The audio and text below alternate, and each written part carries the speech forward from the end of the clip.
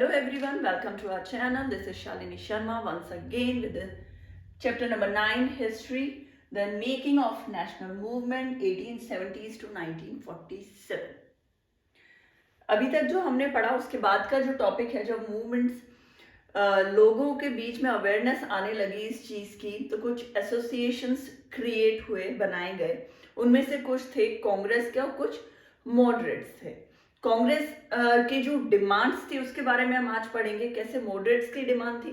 कुछ नए groups create हुए उस वक्त, कुछ ज़्यादा अवेयरनेस आई, कुछ एक्सट्रीमिस्ट आए, और उनके साथ आगे की जो पूरी स्टोरी है हम वो कंटिन्यू करते हैं।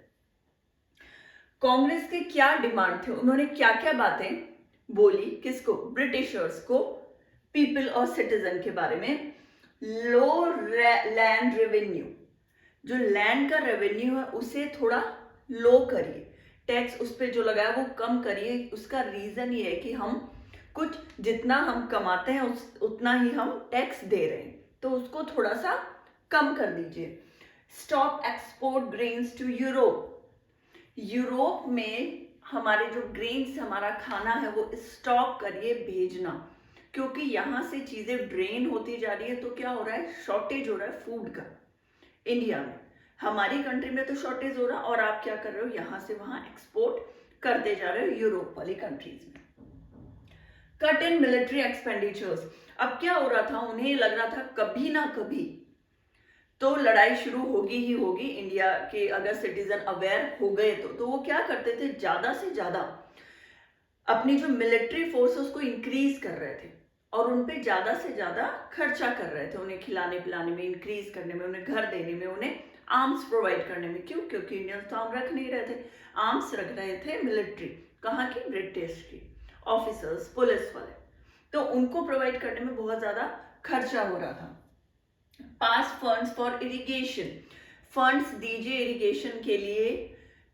खेतों में जो फार्मर्स काम कर रहे हो धीरे धीरे धीरे धीरे बहुत पुअर से भी पुअर होते जा रहे थे, उन्हें बिल्कुल गंदी तरीके से ट्रीट करना शुरू कर दिया था। तो वो बोल रहे थे फंड्स पास करिए, ऐसा लॉ बनाइए या ऐसा ऐसा कुछ हो जो आप टैक्स ले रहे हो तो कुछ फंड्स भी मिले फार्मर्स को, गरीब लोगों को।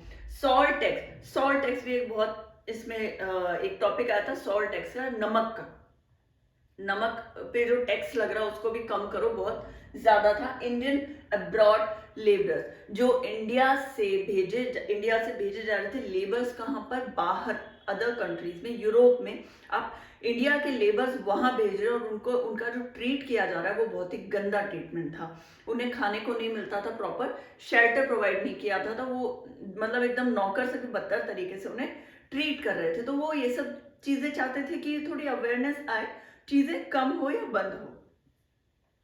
अब जो मॉडरेट्स थे उन लोगों का उनकी क्या डिमांड थी? वो थोड़े पेशेंस वाले लोग थे, समझदार थे, पढ़े लिखे थे।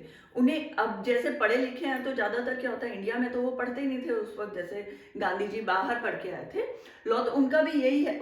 मोस्टली ये लोग जो पढ़े लिखे थे वो भी सब बाहर एजुकेशन लेके आए थे, तो उन्हें ये पता था कि बाहर जैसा डेवलपमेंट है वैसा इंडिया में नहीं है।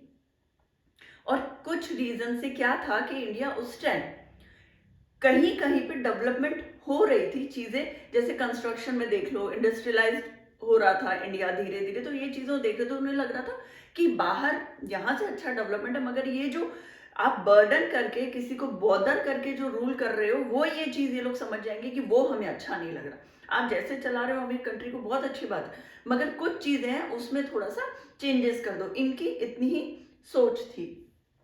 स्प्रेड कर रहे थे अवेयरनेस, वो न्यूज़पेपर के थ्रू पब्लिश करते थे, बुक्स लिखते थे, आर्टिकल्स लिखते थे, उसमें बातें जो है कोऑर्डिनेट किया करते थे, आपस में कनेक्शन था पब्लिक के साथ। तो वो रिप्रेजेंटेटिव जो है वो जगह जगह, जैसे आप, मैं इस एरिया में रह रही हूँ तो मैं कुछ मेरे रिप्रेजेंट दूसरे एरिया में रिप्रेजेंट करूंगी, मेरे याद में किसी, फिर दूसरे किसी एरिया में करूंगी, फिर तीसरे एरिया में। इससे क्या होता है? कनेक्टिविटी बढ़ती है। तो वो लोग वो वाला काम कर रहे थे, ओपिनियन ले रहे थे, कैसे किसको क्या प्रॉब्लम हो रही है, चलो हम लेटर लिखेंगे और हम कहाँ पहुंचाएंगे? ऊपर गवर्नमेंट तक पहुंचाएंगे। Made government aware about Indian feelings, आगे देखो बात क्या, वो सब इतना ही बता रहे थे कि हम क्या सोच रहे हैं, हम जिस बारे में बोल रहे हैं, या फिर आप जो आपका जो तरीका है काम करने का, वो हमें कैसे प्रॉब्लमेटिक हमारे लिए क्यों है, बहुत शांति से आराम से बात करते थे। लेटर्स के थ्रू, मैंने पहले भी बताया, वो मीटिंग्स के थ्रू, लेटर्स के थ्रू बात करते थे। Freedom is a birth right. Finally कोई आए, कौन है? ये बहुत ट्रियो है, बहुत शॉर्ट में मैंने लिखा है कि पाल बाल लाल, ऐसा आपको याद भी हो जाएगा। ये 1890s की बात है। Freedom is a birth right. वो अब लोगों को ये समझा रहे थे, ये रिप्रेजेंट कर रहे थे कि ये आप मांगो मत किसी से, हाथ मत फैलाओ फ्रीडम के लिए, ये हमारा बर्थ राइट है। हम पैदा हुए इस कंट्री में, ये लोग आए हैं, फॉरनर्स ये है, पैरासाइट ये है, हम नहीं है। हम तो यहीं रहेंगे, ये हमारा घर है। तो आप भीख मत मांगिए कि आप हमें ये जगह दीजिए, हमें ये चाहिए वो चाहिए। तो वो टोटली अगेंस्ट थे मॉडरेट्स के, बिल्कुल अगेंस्ट। वो ये चाह रहे थे कि हमारा बर्थ राइट है, तो वो क्या कर रहे थे, क्रिटिसाइज कर रहे थे इन लोगों को, बोल रहे थे कि ऐसा मांगने से नहीं मिलेगा, ये हम जब पैदा हुए यहाँ पे तो ये धरती ये हमारी ही country. Okay, then Bipin Chandrapal, मैं शॉर्ट फॉर्म में जो मैंने लिखा है, बाल गंगाधर तिलक, लाला लाजपत राय। कहाँ से थे ये लोग? बंगाल से थे। गंगाधर जी कहाँ से थे? महाराष्ट्र से। और लाला लाजपत राय थे पंजाब से। कब की बात है? 1890s की। जो तिलक जी हैं, उन्होंने क्या, वो केसरी करके न्यूज़पेपर छापते थे। वो इतना ब्लंट लिखते थे उसमें ब्रिटिशर्स के बारे में कि एक बार अगर उस सिचुएशन में, उस टाइम में हम हुआ करते तो शायद हम भी उससे काफी मोटिवेट होते उनकी बातों से। बहुत ब्लंट लिखते थे, स्ट्रेट लिखते थे चीजों को। तो उन्होंने मॉडरेट्स को काफी क्रिटिसाइज किया। नो पॉलिटिक्स ऑफ प्रेयर, मतलब ये जो प्रेयर मत करिए, आप उनके पीछे हाथ मत जोड़िए, ये हमें मिलके रहेगा, उनका ये कहना था। Emphasised constructing work, constructive works पे जो काम है उसको करिए, बोलने से कुछ भी नहीं होगा, कुछ करके दिखाइए। इट मीन्स अगर कोई, मैं एक छोटी सी बात बोलती हूँ, एक बच्चा है वो मिट्टी खा रहा है, मैं बोलूंगी बच्चे मत मत खाओ, तुम बीमार हो जाओगे, रहने दो, समझो, देखो मैंने भी नहीं खाई थी, तुम भी मत खाओ, तुम्हारे पापा ने भी। अगर मैं उसे बोलूंगी तुम वहां से खड़े हो, वो तुम्हारे खाने लायक चीज नहीं है, तुम्हें जो मैं प्रोवाइड कर रही हूँ खाना वो खाओ, ये फ्रूट्स खाओ, ये खाना खाओ, तो मैं ब्लंट हूं ना, वो तुरंत उठेगा मेरी बातों से। उस एक्सप्लेन करने में और इतना टाइम लगा उसको कोई फर्क नहीं पड़ेगा। बट मैं अगर इतना स्ट्रेट बोलूंगी, थोड़ा रूडली बोलूंगी, तो वो तुरंत हटेगा, वहां से खड़ा होगा बच्चा। सिर्फ इतना ही फर्क था। तो वो क्या, कंस्ट्रक्टिव वर्क में विश्वास करते थे। मस्ट फाइट फॉर स्वराज, ये जो बात है स्वराज वाली, freedom is my birth right and I shall have it, ये मेरा बर्थ राइट है, हमें ये चाहिए। आप ये मत सोचो कि हम नहीं लेंगे। उनका ये मतलब था कि हम लेके रहेंगे इस चीज को। और ये जो स्लोगन था वो उस वक्त इतना मोटिवेट कर रहा था हमारे सिटीजन्स को, हमारे इंडियंस को। फायदा कहाँ हो रहा था? फायदा हो रहा था ये जो ग्रुप्स बना रहे थे अलग अलग जगह पे। अब कहाँ पे है ये बंगाल में भी है, महाराष्ट्र में है और ये पंजाब में है। तो आप ये सोचो, ये जो डिस्टेंस है, ये जो जगह जगह पे इन्होंने जैसे क्रिएट किया, उन लोगों को एम्फेसाइज किया सिटीजन्स को कि आप पीछे पड़ो, पीछे पड़ के ही हम कुछ पा सकते हैं, ऐसे बैठे बैठे कुछ भी नहीं मिलेगा। बैठे बैठे तो राजा का खजाना भी खत्म हो जाता है, हमारा भी हो रहा है। सब कुछ कहाँ जा रहा है? यूरोप में जा रहा है। तो स्टैंड लेना ही पड़ेगा। 1905 में freedom is a birth right story I of partition. क्या हुआ? Freedom is a birth right जब वो बहुत रेज होने लगे, लोग एकजुट होने लगे, तब एक इंसिडेंट हुआ। इंसिडेंट क्या हुआ? वायसराय थे कर्जन, उन्होंने क्या किया, बंगाल को अलग कर दिया, डिवाइड कर दिया। सबसे पहले बंगाल को डिवाइड कर दिया। क्यों? क्योंकि बहुत फेमस हो रहे थे ना बिपिन चंद्रपाल उस वक्त, उनकी बातें बहुत फेमस हो रही। तो उन्होंने क्या किया, और एक चीज आप देखेंगे, बंगाल बहुत जो सेंटर था इन लोगों का, उस टाइम क्या था, हमारा कैपिटल हुआ करता था। वहां की पुलिस अभी भी आप देखेंगे, वहां की कार्स पुलिस, इवन वहां के जो घर कंस्ट्रक्ट हुए थे वो वैसे ही हुए हैं मोस्टली, जो कि इंग्लैंड में। वही व्हाइट ड्रेस है उनकी, टैक्सीज के अभी भी व्हाइट ही कलर्स हैं। वहां के स्टेशन आप देखोगे तो वो जो पैटर्न है, कभी आप गूगल पे सर्च करना, जो तरीके से बनाया गया वो सब कुछ ब्रिटिशर्स के तरीके से बनाया गया। यूरोप में जैसे, इंग्लैंड में जैसे बनते हैं वैसे। कभी भी आप देखना, बहुत बड़ा पार्ट बंगाल का, जो रूल्स से नहीं बोलूंगी मैं, मगर दिखने में कहीं ना कहीं बहुत कंबाइन है वहां से। तो उस वक्त उस चीज का कितना इम्पैक्ट रहा होगा, क्योंकि वो फेवरेट जगह हुआ करती थी ब्रिटिशर्स की, और वो नहीं चाह रहे थे कि ऐसे हमारी जो लोग हैं वो ऐसे डिवाइड नहीं हो, वो जैसे हमारी बात मान रहे हैं, हम जैसे उन्हें रख रहे हैं वो वैसा ही रहे। वायसराय कर्जन बंगाल को पार्ट कर दिया, और रीजन क्या दिया, एडमिनिस्ट्रेटिव रीजंस दिए, उनको कन्विंस कर रहे थे कि एडमिनिस्ट्रेशन की वजह से बहुत लंबा चौड़ा हिसाब किताब हो रहा है, बहुत हम लोग अब एडजस्ट नहीं कर पा रहे, तो हम इसको डिवाइड कर रहे हैं आधा आधा। और ये होते ही इतना ज्यादा ये चीज बढ़ गई, इतने ज्यादा लोग एकजुट हो गए और इस चीज पे इतना ज्यादा इशू बना। देखिए रियलिटी तो ये थी, स्प्लिट बंगाल पीपल, वो चाह रहे थे कि बंगाल जो है आपस में एकजुट होके नहीं रहे, अलग अलग हो जाए। मुस्लिम और हिंदू को भी इन्होंने इसीलिए अलग किया। अब आपस में आपने फूट डाल दी, कुछ बता रहे हो, कोई दो बच्चे खेल रहे हैं नॉर्मली, अगर उनमें लड़ाई हो जाती है शायद वो आपस में वापस विद इन 1 और 2 मिनट्स वो बात करने लग जाएंगे। और वही मैं एक बार इंटरफेयर करती हूँ और मैं ये बोलती हूँ कि बच्चा ये वाला जो बच्चा है ना वो तो काला है, ये तुम गोरे हो इसलिए तुम तो हमेशा सही कहते हो, ये काला है इसलिए तो बहुत ही गलत बात बोलता है।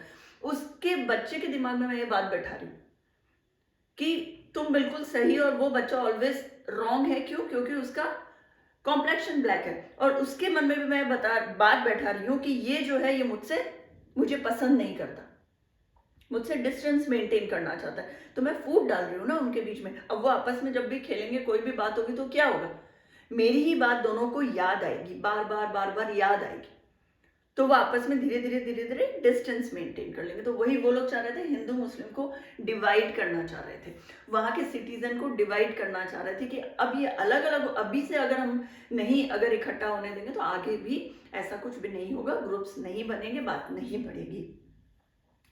अब जितने भी सिटीजन थे, सिर्फ वही बंगाल के ही नहीं, मॉडरेट्स भी, कांग्रेस भी, सब ही इसका अपोजिशन में थे इस बात के। कोई भी नहीं चाह रहा था कि ऐसा हो। वो प्रोटेस्ट करने लगे। प्रोटेस्ट जब करने लगे तो एक हमारा जो वंदे मातरम मूवमेंट है वो स्टार्ट हुआ था।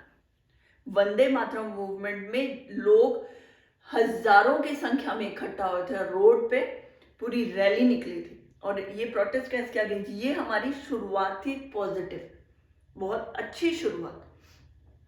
उसकी वजह से काफी चीजों में क्या होता है, आप 1 जना 2 जना 3 जना 10 से 20 से 100, मतलब काफी, आप जब लोग बढ़ते चले जाते ना तो वो एकता जो होती उस टाइम जो कॉन्फिडेंस आता है ना किसी के अगेंस्ट में बोलने का, वो उसका लेवल कुछ और ही होता है। बस वही चीज शुरू हो गई थी यहाँ वंदे मातरम मूवमेंट के साथ। लोग जब आपस में इकट्ठा होने लगे तो उन्हें समझ में आने लगे कि सिर्फ अकेला मैं ही नहीं या मेरी ही फैमिली नहीं है जो इनको बाहर निकालना चाहती है, तो पूरी का पूरा देश है हमारा जो आपस में मिला हुआ है। अब जो स्वदेशी मूवमेंट स्टार्ट हुआ वो किन चीजों को एनकरेज कर रहा था, किन चीजों की डिमांड्स कर रहा था, वो कर रहा था सेल्फ हेल्प की। लोगों को ये बता रहा था कि आप अकेले नहीं हो, या आपको किसी की जरूरत बिल्कुल भी नहीं है जो आपको अंडर एस्टिमेट करे या आपको इंस्ट्रक्शन दे, आप खुद अपनी हेल्प कर सकते हैं। वो बोल रहे थे नेशनल एजुकेशन को सपोर्ट करो, आगे बढ़ाओ, लैंग्वेज को सपोर्ट करो, एंटरप्राइजेस बॉयकॉट करो, ब्रिटिशर्स को, उनके सामान को, उनके इंस्टीट्यूट्स को, उनके गुड्स को, उनका जो कलेक्शन है उनको हटाओ, मत यूज करो। यूज क्या करो, ज्यादा से ज्यादा इंडियन चीजें। उससे क्या होगा, आप खुद जब अर्न करोगे, आप एक स्टैंड लेने में फाइनेंशियली जब आप अच्छे हो जाओगे तो स्टैंड भी आप लेना सीख जाओगे। अभी तो आपको ये लग रहा है कि हम उनके अंडर में काम कर रहे हैं, एक नौकर की तरह काम करो।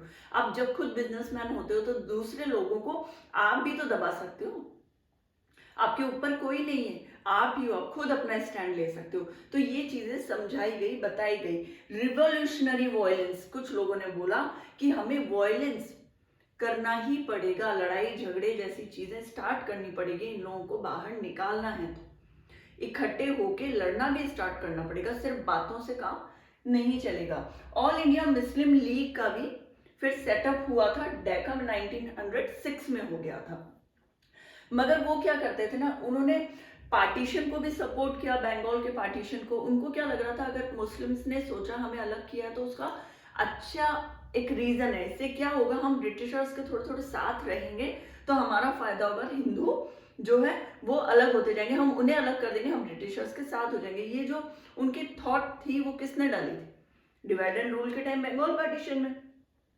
उनका क्या डिजायर था कि हमारा जो है वो इलेक्शन अलग हो, हमारा काउंसिल में जो सीट्स हो मुस्लिम्स की वो अलग हो, और उसके जो इलेक्शन के लिए जो जो वोट दें वो भी सिर्फ मुस्लिम्स ही हो।